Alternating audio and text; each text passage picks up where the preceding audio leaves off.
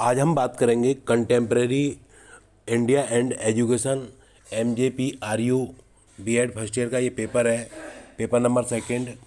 तो मैं यहाँ पर आपसे बात करूँगा आइडियलिज्म की, नेचुरलिज्म की और प्रैग्मेटिज्म की।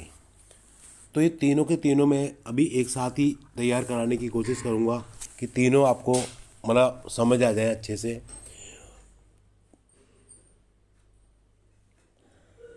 देखो, आइडियलिज्म, नेचुरलिज्म और प्रैग्मेटिज्म, तीनों की बात करेंगे, तीनों को समझाने की कोशिश करूंगा। तो देखो, इनके सपोर्टर कौन कौन थे। पहला टॉपिक है सपोर्टर। तो आइडियलिज्म के थे सुकरात, महात्मा गांधी, टैगोर, स्वामी विवेकानंद, दयानंद, अरविंदो घोष। और नेचुरलिज्म के थे अरस्तु, रूसो, टैगोर।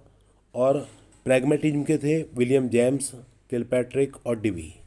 तो ये तो केवल एक बात सपोर्टर की थी कि इनके समर्थक कौन थे, इनको मानने वाले कौन कौन थे, यानी कि आदर्शवाद, प्रकृतिवाद और प्रयोजनवाद, तीनों की बात की है मैंने।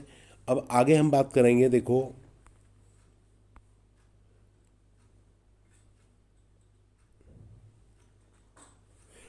फंडामेंटल्स की, यानी कि आधारभूत सिद्धांत की। अब मैं तीनों को यही समझाने की कोशिश करूंगा। देखो, आइडियलिज्म, आइडियलिज्म क्या है। ये जो idealism lays emphasis on God and considers spiritual perfection necessary to attain God. आप, इसका मतलब क्या है कि आदर्शवाद ईश्वर पर बल देता है और ईश्वर को प्राप्त करने के लिए आध्यात्म पूर्णता को आवश्यक मानता है। देखिए, जब बात आइडियलिज्म की होगी तब तो वहाँ ईश्वर की बात जरूर होगी, क्योंकि ये लोग गॉड, ईश्वर को मानते हैं, ईश्वर पर बल देते हैं, ये आप ध्यान रखिए। अब बात आती है नेचुरलिज्म की। ये जो है भगवान को नहीं मानते, ईश्वर पर बल नहीं देते, ये प्रकृति, नेचर को सब कुछ मानते हैं। यानी कि it does not put emphasis on God, it considers nature as everything. सब कुछ, जो भी कुछ है, इनके लिए नेचर है, प्रकृति है।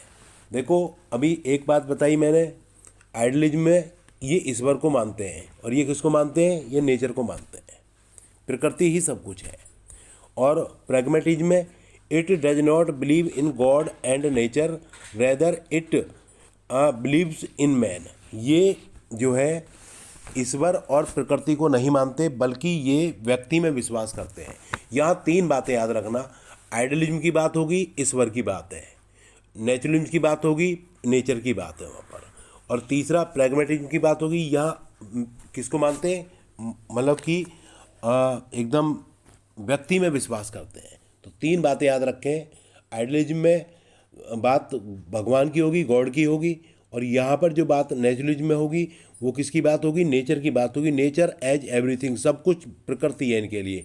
और प्रैग्मेटिज्म में क्या होगा, इसमें मैन की बात होगी। समझ आ गया होगा आपको अच्छे से। उसके बाद देखिए आगे, प्रिंसिपल्स ऑफ एजुकेशन। तो हम बात करेंगे सिद्धांतों की, तीनों के सिद्धांत की बात करेंगे।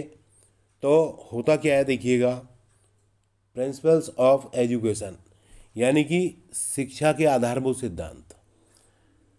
अब देखिए, जब बात ईश्वर की हो रही है तो तीनों की बात करूंगा मैं, आइडियलिज्म, नेचुरलिज्म, प्रैग्मेटिज्म की। तो इसमें क्या होता है, spiritual science is the basis of education according to idealism. यानी कि मतलब कि आदर्शवाद, आदर्शवाद के अनुसार आध्यात्म शास्त्र ही शिक्षा का आधार है। शिक्षा का आधार क्या है, बोलिए, इसका जो होगा आध्यात्म शास्त्र है, यानी कि स्पिरिचुअल। आप खुद सोचो, जब इसमें ईश्वर की बात हो रही है तो आध्यात्म की तो बात होगी ना, सीधी सी बात है। अब इसमें क्या हो रहा है, देखिए, दूसरे में अकॉर्डिंग टू नेचुरलिज्म में इसमें क्या है, the basis of education is psychology. यहाँ पर इसका जो शिक्षा का जो आधार है वो साइकोलॉजी है। यहाँ ईश्वर की बात होती है तो आध्यात्म है, और ये साइकोलॉजी है। और यहाँ क्या होता है, प्रैग्मेटिज्म में क्या होता है, principle of education, the basis of education is psychology and science.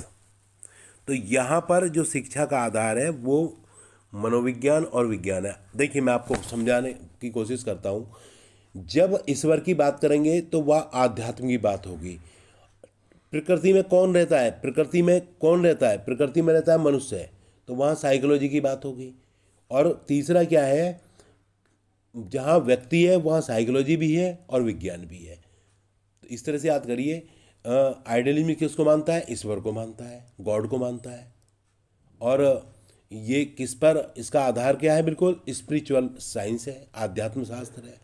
Naturalism किसको मानता है, नेचुरलिज्म जो है किसको, नेचर को मानता है, और वहाँ क्या है, मनोविज्ञान को माना गया है, साइकोलॉजी को माना गया है। और तीसरा मैंने प्रैग्मेटिज्म में क्या है, प्रैग्मेटिज्म में क्या है, वो केवल मैन व्यक्ति को मानता है। व्यक्ति जो होता है वो साइकोलॉजी और साइंस दोनों को, अब मतलब प्रैक्टिकली देखने समझने की कोशिश करो आप। उसके बाद देखो एम्स ऑफ एजुकेशन, तीनों की बात करेंगे हम। जब हम तीनों की बात करेंगे एम्स एंड एजुकेशन में, तो देखो पहला है aims of education according to idealism, इसका है develop the science of spirituality. यानी कि वही बात है कि देखो जब ये ईश्वर को मानता है, गॉड को मानता है, तो आध्यात्म शास्त्र को ही तो विकसित करेगा। डेवलप किसको करेगा, वो स्पिरिचुअलिटी को करेगा। Develop the science of spirituality. और डेवलपिंग सत्यम शिवम सुंदरम, सत्यम शिवम सुंदरम का मतलब क्या होता है, truth godliness beauty, truth godliness beauty, यानी कि सत्य ईश्वरत्व सौंदर्य है। जहाँ ईश्वर है वहीं सत्य है। तो सत्य जो होता है ईश्वरत्व सौंदर्य, यानी कि ट्रुथ गॉडलीनेस ब्यूटी। तो ये किसको, देखो खुद सोचिए आप, ये किसको मानता है, आइडियलिज्म गॉड को मानता है। तो क्या होगा वहाँ डेवलप क्या होगा, स्पिरिचुअलिटी होगी, आध्यात्मिकता, आध्यात्म शास्त्र विकसित डेवलप होगा। और क्या होगा, सत्यम शिवम सुंदरम, इसका मतलब क्या होता है, ट्रुथ गॉडलीनेस ब्यूटी होता है, यानी कि सत्य ईश्वरत्व सौंदर्य है। हम गॉड को मान रहे हैं तो स्पिरिचुअलिटी की बात हो रही है। अब देखिए अकॉर्डिंग टू नेचुरलिज्म में क्या होता है, इसके एम्स क्या होंगे, एडेप्टेशन टू एनवायरनमेंट, यानी कि वातावरण के साथ अनुकूलन। अरे भाई जैसे गुरुकुल था रविंद्रनाथ टैगोर जी का, तो एडेप्टेशन टू एनवायरनमेंट और प्रिपेयर फॉर लाइफ, यानी कि जीवन संघर्ष के लिए तैयार होना। ठीक है, खुद मतलब उसी तरह से देखो, जब बात नेचर की हो रही है तो वहाँ एनवायरनमेंट है, और प्रिपेयर फॉर लाइफ। और अकॉर्डिंग टू प्रैग्मेटिज्म में क्या है, इसमें क्या होता है, देखिए अब यहाँ प्रैग्मेटिज्म में किसकी बात की थी, मैन की बात की थी, मैन आदमी की बात की थी।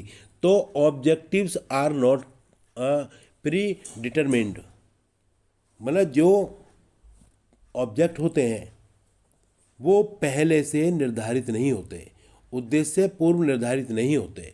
Objectives are not predetermined, आप समझ गए ना। अब एक बात बताइए, आपके जो उद्देश्य हैं, क्या आज आपको पता था कि आप बीएड करोगे 6 साल पहले? नहीं पता था ना, नहीं पता होता हमें कि भाई हमारे ऑब्जेक्ट क्या है, पहले से निर्धारित नहीं होते।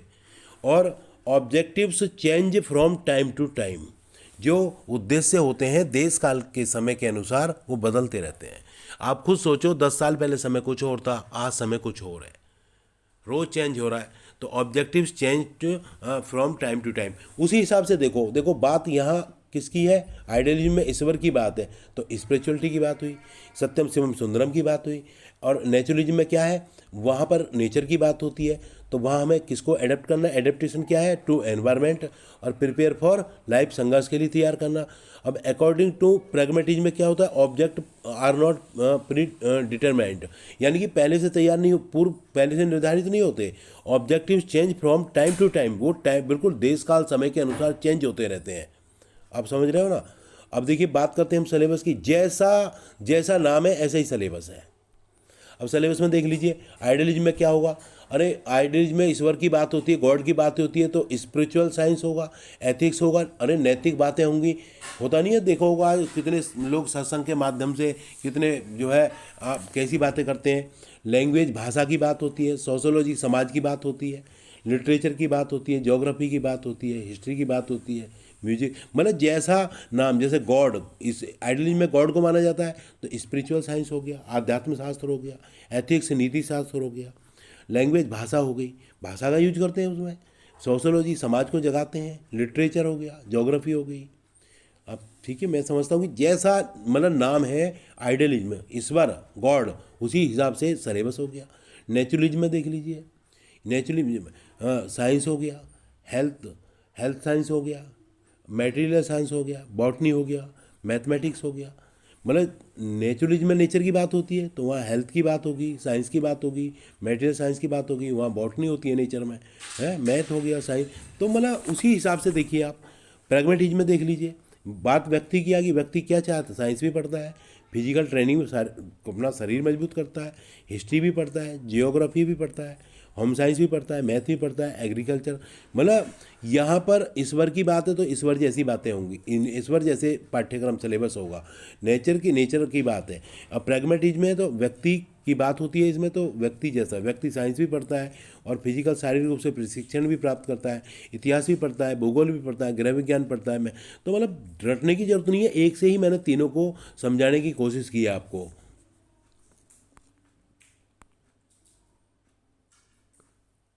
अब बात आती है टीचिंग मेथड की। मतलब जैसा देखिए, आइडियलिज्म गॉड को मानता है तो वहाँ क्वेश्चन आंसर होते हैं, होता है नहीं, क्वेश्चन आंसर पूछते हैं लोग, जो बड़े बड़े आध्यात्मिक लोग होते हैं उनसे question answer method, dialogue method, debate होती है, तर्क वितर्क होता है, लेक्चर होते हैं, आर्गूमेंटेशन होते हैं, आर्गूमेंटेशन मेथड, डायरेक्शन मेथड होते नहीं है ये। मतलब उसी हिसाब से मेथड है, उसी हिसाब से टीचिंग मेथड यूज होते हैं। मतलब आइडियलिज्म में गॉड की बात होती है, गॉड से जब भगवान की बात होगी, ईश्वर की बात होगी तो क्वेश्चन आंसर मेथड होंगे नहीं होंगे, डायलॉग मेथड होगा, डिबेट लेक्चर होगा।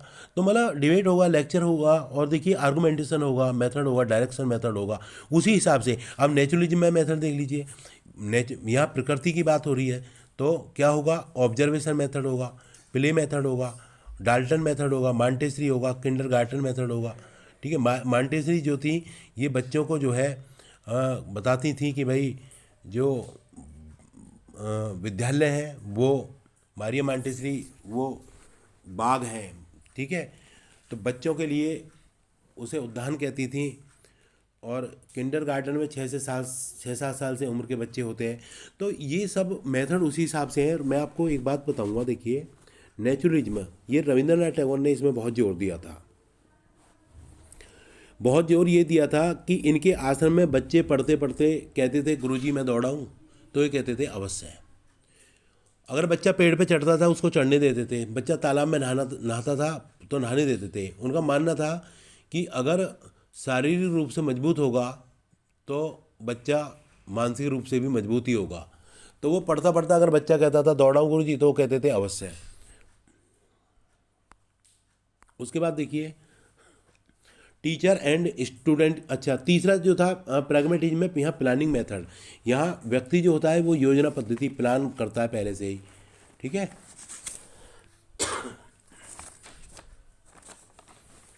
आगे देखिए teacher and student.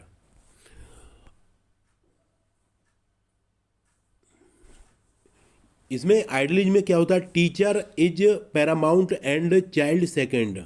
Hair teacher is like a gardener and child is like a plant. Teacher like a gardener develop a child like a plant.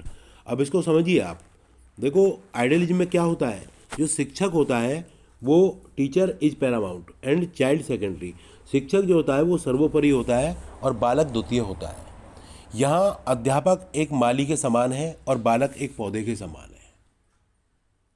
बालक एक पौधे के समान है। तो माली रूपी शिक्षक पौधे रूपी बालक का विकास करता है। आइडियलिज्म में कौन है, टीचर इज पैरामाउंट है और चाइल्ड सेकंड हेयर है, ठीक है। चाइल्ड क्या है, सेकंड है। Here teacher is like a gardener, शिक्षक एक माली की तरह है। Child is like a plant, और बालक जो है एक पौधे के समान है। तो teacher like a gardener develop a child like a plant, यानी कि माली रूपी शिक्षक पौधे रूपी बालक का विकास करता है।